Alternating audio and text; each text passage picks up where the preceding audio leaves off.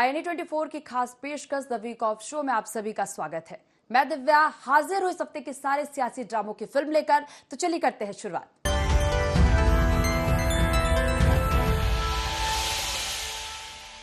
मुगल शासकों के नाम पर देश की सियासत में इन दिनों महाभारत छिड़ी हुई है। ये तो लंबे समय से छिड़ी हुई जंग है, लेकिन फिल्म छावा, जिसमें बताया गया कि छत्रपति संभाजी महाराज और हिंदुओं पर किस तरह से क्रूरता कर औरंगजेब ने मारा, इसी पर मुस्लिमों के लिए प्यार और नफरत की जंग छिड़ी।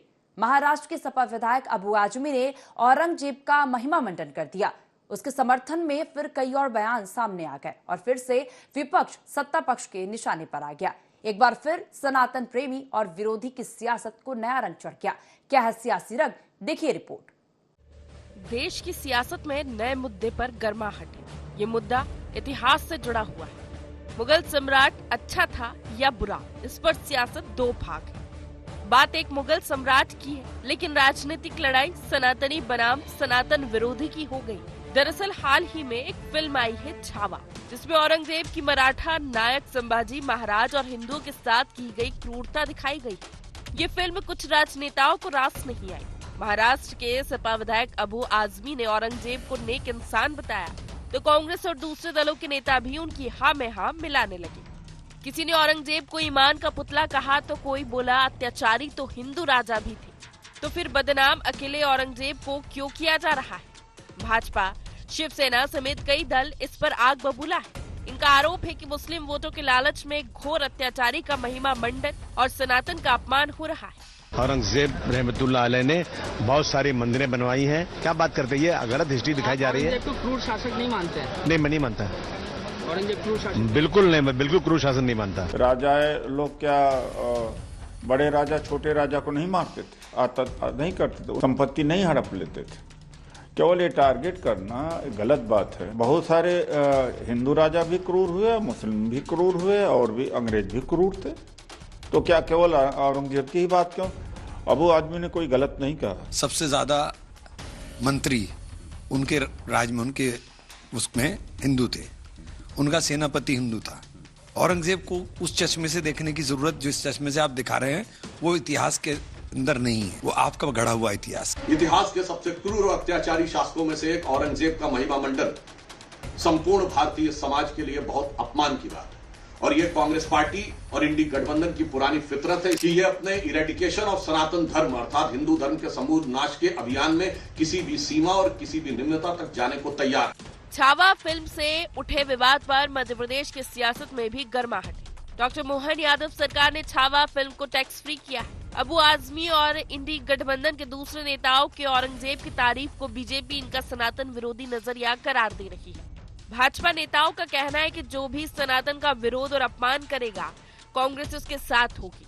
ये कांग्रेस हमेशा करती आई है। उधर अबू आजमी के बयान के समर्थन पर चौतरफा खिंचाई के बाद मध्य प्रदेश में कांग्रेस के नेता इस मामले में खुलकर बोलने से बच रहे हैं।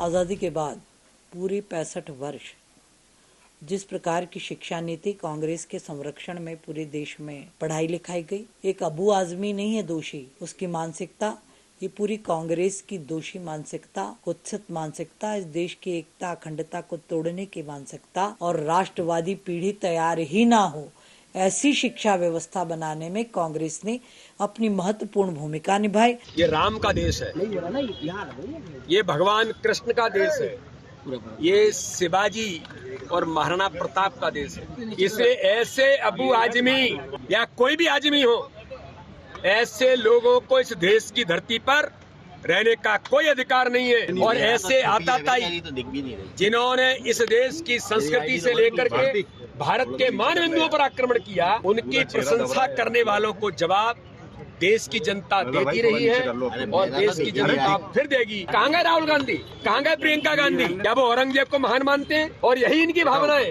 कि एनसीईआरटी की पुस्तकों में भी औरंगजेब को महान बताते रहे थे। कांग्रेस पार्टी और इस देश की नीड है कि भविष्य की बातें करें, आपके बच्चों का भविष्य सवार है, उसके लिए आधुनिक भारत की बात करें, भविष्य के भारत की बात करें, प्राचीन भारत की जो सभ्यता, जो संपन्नता, जो दुनिया और देश को उनने रास्ता दिखाया, उसकी बातें करें।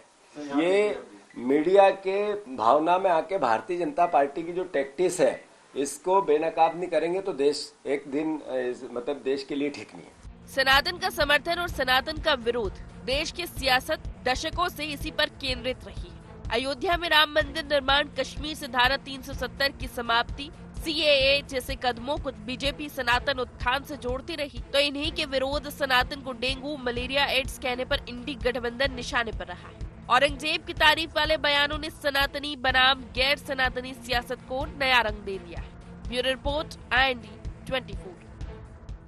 मध्य प्रदेश की सियासत में एक बार फिर तलवार तन गई है। विधानसभा के बजट सत्र में सत्ता पक्ष और विपक्ष दोनों दो हाथ करने को तैयार हैं। 10 मार्च से 24 मार्च तक चलने वाले सत्र में सिर्फ 9 बैठकें होंगी। 6 दिन अवकाश रहेगा। 12 मार्च को सरकार अपना बजट पेश करेगी। सत्र को लेकर सत्ता पक्ष और विपक्ष दोनों ने वार और पलटवार की पूरी तैयारी कर रखी है। विपक्ष सरकार को चुनावी वादों पर घेरने की तैयारी में है, तो वही सत्ता पक्ष हर सवाल का जवाब देने को तैयार है। देखिए रिपोर्ट। मध्य प्रदेश की सियासत में एक बार फिर तलवार तन गई है। विधानसभा के बजट सत्र में सत्ता पक्ष और विपक्ष दोनों दो हाथ करने को तैयार हैं। 10 मार्च से 24 मार्च तक चलने वाले सत्र में सिर्फ 9 बैठकें होंगी। 6 दिन अवकाश रहेगा। 12 मार्च को सरकार अपना बजट पेश करेगी। सत्र को लेकर सत्ता पक्ष और विपक्ष दोनों ने वार और पलटवार की पूरी तैयारी कर रखी है। विपक्ष सरकार को चुनावी वादों पर घेरने की तैयारी में है। पीसीसी चीफ जीतू पटवारी का कहना है कि विपक्ष सरकार से इस कार्यकाल के सिर्फ 5 काम पूछेगा और सरकार की 500 नाकामियां गिनाने को तैयार है। वो सरकार पर विपक्ष की आवाज दबाने, विकास कार्यों में भेदभाव के आरोप भी लगा रहे हैं। करप्शन और क्राइम पर भी वो सरकार को कटघरे में खड़ा करने के संकेत दे रहे हैं। मोहन यादव जी सिर्फ 5 उपलब्धि बता दें इस 1 साल के उनके कार्यकाल की, नहीं तो मैं 500 उनकी अकर्मण्यता बताऊंगा, उनको चिट्ठी लिख के कि इस 1 साल में आपके ये घटनाएं घटी मध्य प्रदेश के। भारतीय जनता पार्टी लोकतंत्र की मर्यादाओं को मानती ही नहीं है। भारतीय जनता पार्टी की सोच अलोकतांत्रिक है। सदन बजट सत्र चलता है कम से कम 30, 35, 40, 45 दिन, उसको इन्होंने 9 दिन पे लाके टिका दिया। सरकार जब बजट का आवंटन करती है तो अपने विधायकों को 15-15 करोड़ देती है और विपक्ष के विधायकों को 0। ये अजब और गजब मध्य प्रदेश, और कानून व्यवस्था तो समझ लो है ही नहीं यार। 9 मार्च को कांग्रेस विधायक दल की बैठक है, जिसमें विपक्ष अपनी रणनीति तय करेगा। वहीं सत्ता पक्ष ने भी पहले से ही पलटवार की तैयारी शुरू कर दी है। सीएम डॉक्टर मोहन यादव विधायकों से बात कर पलटवार की रणनीति समझा चुके हैं। सत्ता पक्ष का कहना है कि कांग्रेस हमेशा सरकार को लेकर भ्रम फैलाती रही, सदन में हंगामा किया जाता रहा है। कांग्रेस इस बार भी सिर्फ हंगामा खड़ा करने की कोशिश में है। अगर वो विधायी तरीके से सामने आती है तो सत्ता पक्ष हर सवाल का जवाब देने को तैयार है। राजनीतिक क्षेत्र में है तो सवाल और जवाब दोनों चलेंगे। विपक्ष अगर मध्य प्रदेश की जनता को अगर भ्रमित करने का प्रयास करेगा तो उसका वास्तविक जवाब भी दिया जाएगा। सदन का अवसर मिलेगा आपको, उसमें खूब अपने से जो आपको अधिकार मिले उसका उपयोग कीजिए, बातचीत कीजिए। सभी पार्टियां करती हैं, हम भी तैयार हैं।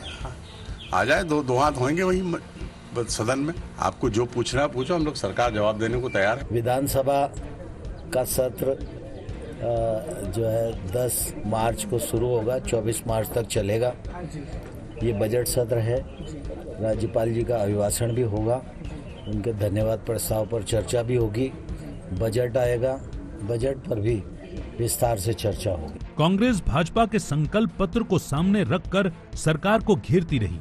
2700 रुपए क्विंटल गेहूं, 3100 रुपए क्विंटल धान की खरीदी, लाडली बहनों को 3000 रुपए महीने देने के वादे पर वो सवाल उठाती आई। लेकिन सत्र शुरू होने के पहले ही सीएम डॉक्टर मोहन यादव ने 2600 रुपए प्रति क्विंटल की दर पर गेहूं की खरीदी, धान की खेती पर प्रति क्विंटल 4000 रुपए का अनुदान, 5000 रुपए में किसानों को अस्थायी बिजली देने का ऐलान कर विपक्ष के हथियार की धार कुंद करने की कोशिश की है। लाडली बहना योजना की राशि बढ़ाने का वादा भी मुख्यमंत्री लगातार कर रहे हैं। देखना यह है कि अब विपक्ष सरकार पर वार करने के लिए अपने तरकश में कौन कौन से तीर लेकर आता है और सत्ता पक्ष इनकी काट कैसे करता है। Bureau report, IND 24। विश्व के सबसे बड़े गैर राजनीतिक संगठन राष्ट्रीय स्वयंसेवक संघ के प्रमुख डॉक्टर मोहन भागवत मध्य प्रदेश के प्रवास के दौरान ऐसा बयान दिए जिस पर सियासत शुरू हो गई है।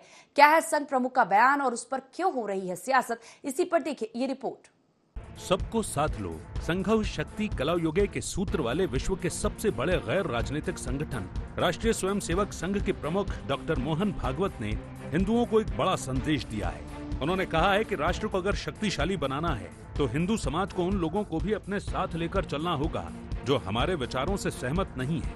उन्होंने कहा कि समाज में कई विचारधाराएं हैं, लेकिन राष्ट्र हित में सबके बीच सामने स्थापित करना होगा।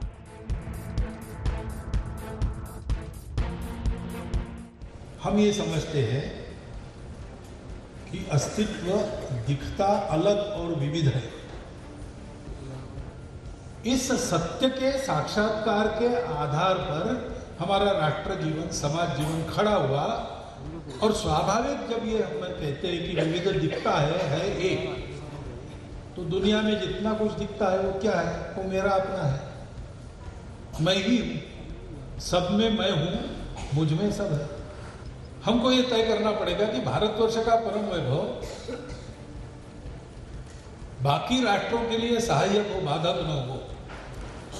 सभी राष्ट्रों का वैभव सृष्टि को संपन्न करने के काम में आए, विश्व को संपन्न करने के काम में आए। भारतवर्ष की परम वैभव संपन्नता के लिए हम लोगों के समूह का बल वैभव योग करता हो। केवल अपना अहंकार बढ़ाए, अपना बल बढ़ा के प्रभाव बढ़ाए, इसके लिए हम काम नहीं करेंगे। यूं तो मोहन भागवत ने जो कहा उसमें सामान्य तौर पर कोई बड़ी बात नहीं दिखाई देती, लेकिन मौजूदा राजनीतिक माहौल में इसके कई मायने निकाले जा रहे हैं। खासकर तब जब देश में मस्जिद बनाम मंदिर, वक्फ बनाम सनातन बोर्ड, जातिगत जनगणना और आरक्षण जैसे मसलों पर सामाजिक विभाजन की स्थिति बनी हो। मोहन भागवत का इस तरह का ये पहला बयान नहीं है। इससे पहले वो हर मस्जिद में मंदिर तलाशने की आलोचना कर चुके हैं। ऐसे में उनके इस बयान के गूढ़ निहितार्थ निकाले जा रहे हैं। माना यह जा रहा है कि राम मंदिर निर्माण, कश्मीर से धारा 370 की समाप्ति, CAA लागू करने जैसे हिंदुत्ववादी कदमों के बाद भी पिछले लोकसभा चुनाव में बीजेपी की सीटें घटने से संघ चिंतित है। संघ को चिंता है कि अगर हिंदुओं का राजनीतिक बंटवारा हुआ तो आने वाले समय में इससे भी विपरीत स्थितियां निर्मित हो सकती हैं। इसके साथ ही संघ देश के उन क्षेत्रों में भी राष्ट्रवादी विचारधारा का प्रसार करना चाहता है जहां हिंदू मत निर्णायक नहीं है। संघ की मंशा राष्ट्रवादी विचारधारा वाले गैर हिंदुओं को भी जोड़ने की है। लोकसभा चुनाव के बाद RSS ने इस दिशा में अपनी सक्रियता भी बढ़ाई है, जिसका असर लोकसभा के चुनाव के बाद भी विधानसभा चुनाव में दिखा है। हालांकि बीजेपी ये मानने को तैयार नहीं कि संघ प्रमुख बीजेपी की राजनीतिक मजबूती के लिए ऐसे बयान दे रही है। वहीं कांग्रेस इसे खाने के और दिखाने के और दांत बता रही है। तो किसके लिए कह रहे थे वो, ये बात स्पष्ट करना चाहिए। उनकी विचारधारा किससे अलग, क्या मुस्लिमों के लिए कह रहे थे वो? देखिए, एक विचारधारा की लड़ाई इस देश में चल रही है। राष्ट्रीय स्वयंसेवक संघ भारतीय जनता पार्टी ये कहती है कि वो जो जैन धर्म है, बौद्ध धर्म है, लिंगायत धर्म है, सिख धर्म है, इनको अलग नहीं मानते। गुरु गोलवलकर जी की बंच ऑफ थॉट्स को पढ़िएगा। क्या उस बंच ऑफ थॉट के खिलाफ जाकर मोहन भागवत साहब ये बयान दे रहे हैं? क्या सांप्रदायिक ध्रुवीकरण के लिए ये लोगों को नहीं पता है कि कैसे अल्पसंख्यक समाज को, मुस्लिम समाज को दरकिनार करने की बात भारतीय जनता पार्टी के सत्ताधारी दल करते हैं? हम चाहते हैं कि सभी इस देश के विभिन्न भाषा, भूषा, भेषज, धर्म, संस्कृति, सरकार के लोग एक साथ आएं और देश की तरक्की में अपना योगदान दें। राष्ट्रीय स्वयंसेवक संघ भाजपा का पितृ संगठन माना जाता है। माना यह भी जाता है कि संघ ही बीजेपी की राजनीतिक पृष्ठभूमि तैयार करता है। अगर इसे मान लें तो कहा जा सकता है कि आने वाले समय में संघ की गतिविधियां समाज के उन लोगों तक पहुंच सकती हैं जो फिलहाल उसकी पहुंच से दूर हैं। देखना यह है कि संघ का ये संकल्प किस हद तक पूरा होता है और इसका कितना फायदा बीजेपी को पहुंचता है। अगले विधानसभा चुनाव के लिए लगभग 4 साल का समय शेष है, लेकिन दोनों बड़ी पार्टियां यानी बीजेपी और कांग्रेस इलेक्शन मोड में आती दिख रही है और वोट बैंक साधने में भी जुट गई है। प्रदेश का सबसे बड़ा वोट बैंक जनजातीय समाज पर दोनों पार्टियों का सबसे अधिक फोकस है और आदिवासियों को साधने में कोई कोर कसर बकाया नहीं रख रही है। देखिए रिपोर्ट। अगले विधानसभा चुनाव के लिए लगभग 4 साल का समय शेष है, लेकिन दोनों बड़ी पार्टियां इलेक्शन मोड में आती दिख रही हैं। दोनों पार्टियां वोट बैंक साधने में जुट गई हैं। प्रदेश के सबसे बड़े वोट बैंक जनजातीय समाज पर दोनों पार्टियों का सबसे अधिक फोकस है।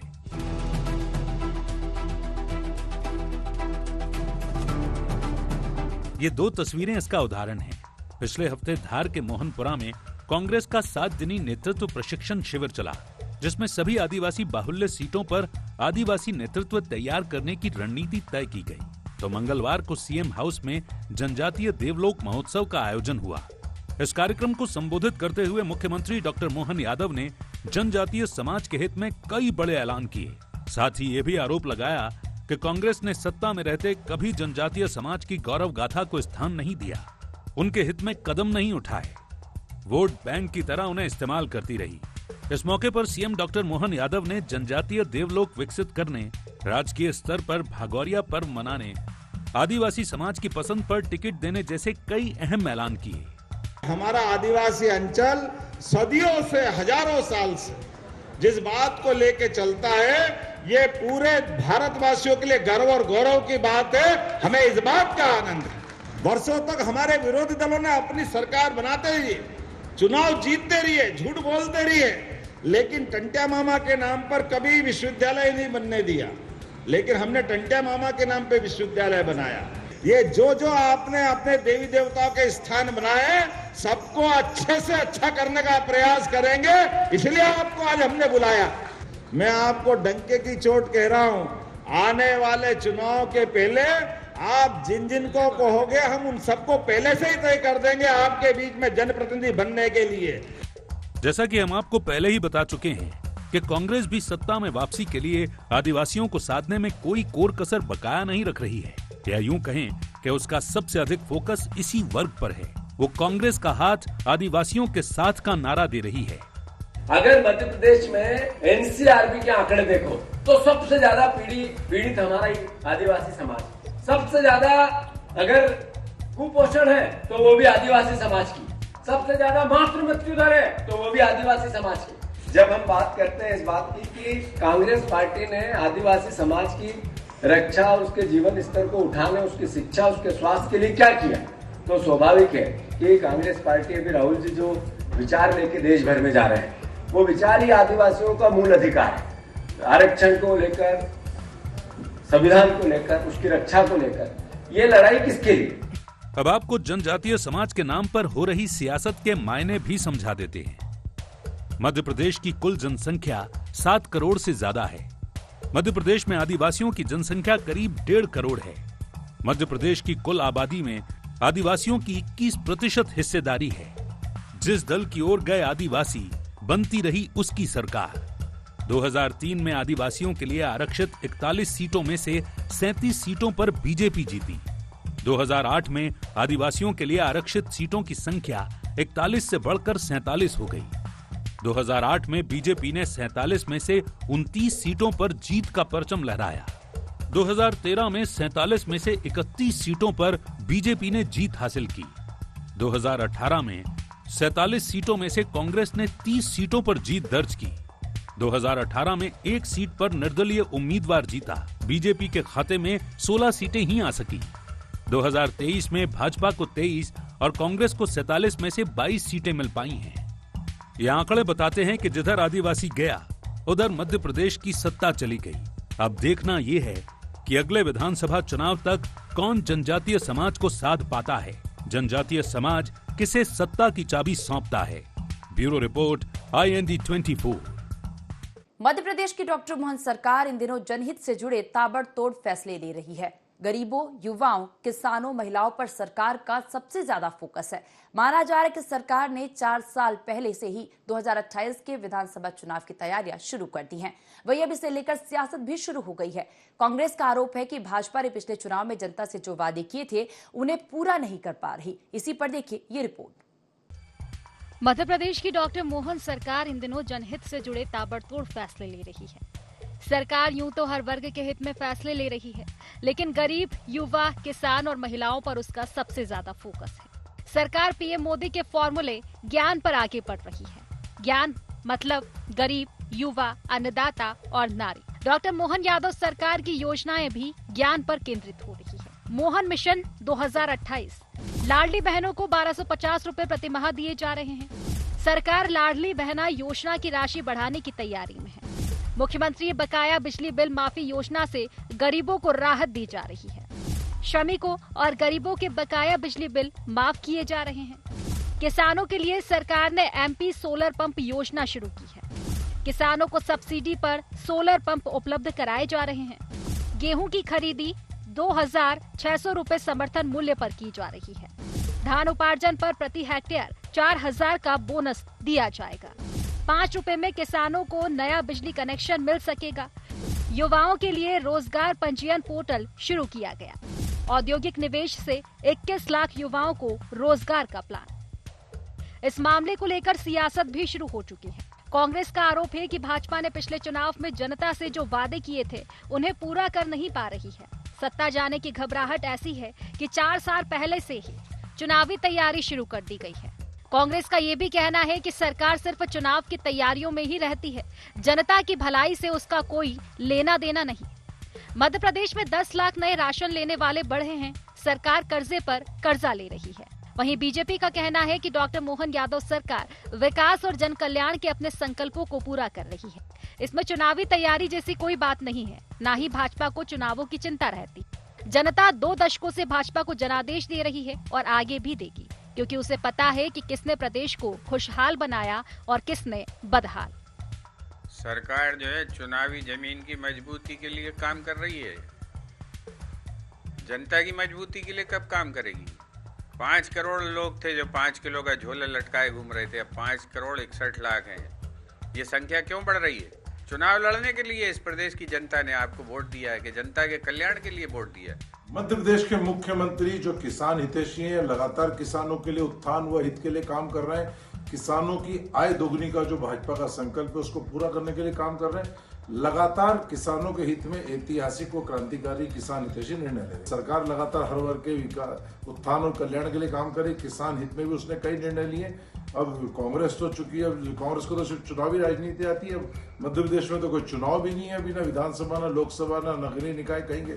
उसके बाद भी लगातार हम अपने संकल्प पत्र के सारे वादों को पूरे करते जा रहे हैं। यही भाजपा की गारंटी जो कहती है उसे पूरा करती है। मध्य प्रदेश में कांग्रेस 2 दशक से भी अधिक समय से सत्ता से दूर है।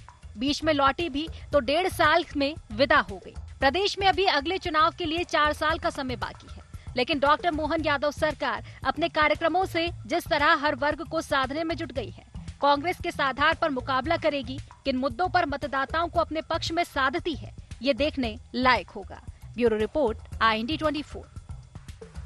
प्रधानमंत्री आवास योजना को लेकर सूबे में सियासी घमासान मचता रहा है। प्रधानमंत्री आवास को लेकर एक बार फिर सदन में जमकर हंगामा देखने को मिला। सदन में पेश किए गए आवास के आंकड़ों में एकरूपता नहीं होने को लेकर विपक्ष ने सरकार को घेरा और हंगामा करते हुए सदन से वॉकआउट किया। देखिए रिपोर्ट। छत्तीसगढ़ में पीएम आवास को लेकर सियासत का दौर थमने का नाम नहीं ले रहा। विधानसभा के बजट सत्र में भी इस मुद्दे पर जमकर तकरार हुई। प्रश्नकाल में पूर्व मुख्यमंत्री भूपेश बघेल ने कहा कि पीएम आवास को लेकर आर्थिक सर्वेक्षण रिपोर्ट 2024-25 के आंकड़े और सदन में पंचायत मंत्री के दिए गए आंकड़ों में भारी अंतर है। उन्होंने कहा कि सरकार पीएम आवास को लेकर गुमराह कर रही है। मिला के 7 लाख के आसपास आवास हमारे शासनकाल में बने और इसके शासनकाल में 24-25 में 1,65,620। अब ये आंकड़े उनके हैं, तो अभी तक के सदन को पूरे प्रदेश की जनता के गुमराह कर रहे थे। कांग्रेस शासनकाल में गरीबों का आवास इन्होंने छीन लिया। प्रवचन ही दे रहे थे, मैं पूछ रहा था। मैंने कहा कि हमारे शासन में कुछ नहीं हुआ, तो फिर आंकड़े आपने दिए वो क्या है, उसका भी उत्तर नहीं दे रहे थे। फिर मैंने कहा आवास योजना कितने हैं, आवास प्लस में कितना है, आवास प्लस में कितना है, वो भी उत्तर नहीं दे रहे थे। प्रवचन ही नहीं कर रहे थे, क्या कर रहे थे? अंतर थोड़ा बहुत हो सकता है, लेकिन 13,000 और 1,65,000 में बहुत अंतर होता है। वहीं पंचायत मंत्री विजय शर्मा ने कहा कि छत्तीसगढ़ में कुल 11,58,919 पीएम आवास बने हैं। सरकार का 18 लाख आवास बनाने का प्लान है। उन्होंने कहा कि भूपेश सरकार के 5 साल में 3 लाख प्रधानमंत्री आवास बने थे। साय सरकार में 2 लाख से अधिक आवास 1 साल के अंदर बना दिए गए हैं। केंद्र ने 17 राज्यों को आवास प्लस में आवास दिए थे। भूपेश सरकार ने इन्हें अमान्य कर दिया था। कुल 11,58,000 आवासों में से 18 के दिसंबर में चुनाव होता है, तो 16 के आखिरी से शुरू हुआ प्रधानमंत्री आवास, तो 17 में आवास बने, 18 में पूरे आवास बने। ये आवास जो कुल मिलाकर है ये लगभग 6 लाख आवास है। और भूपेश बघेल जी की 5 साल की सरकार में 3 लाख आवास बने। और अभी जब भाजपा की सरकार बनी है तो इस नई सरकार के बनने के बाद अपूर्ण और नए आवासों को मिलाकर 2,25,000 आवास और बनाए। तो कुल मिलाकर भाजपा की सरकारों में अगर आप गणना करेंगे तो लगभग 8.25 लाख आवास बनते हैं और शेष आवास जो है वो कांग्रेस की सरकार बनते हैं। प्रधानमंत्री आवास के आंकड़े को लेकर सदन में खूब हंगामा हुआ। पूर्व मुख्यमंत्री ने तो ये तक कह दिया कि उप मुख्यमंत्री के पास उत्तर नहीं था, इसलिए प्रवचन दे रहे थे। वहीं डिप्टी सीएम विजय शर्मा ने पलटवार करते हुए कहा कि उनके कार्यकाल का वर्णन करेंगे तो पूरी कथा कहनी पड़ेगी। कथा और प्रवचन के बीच अब देखना होगा कि पात्र गरीब हितग्राहियों को कब तक उनका आवास मिल पाता है। रायपुर से अद्वैत नाइक की रिपोर्ट। हमारे इस खास पेशकश द वीक ऑफ शो में फिलहाल इतना ही। आप देखते रहिए i24। नमस्कार।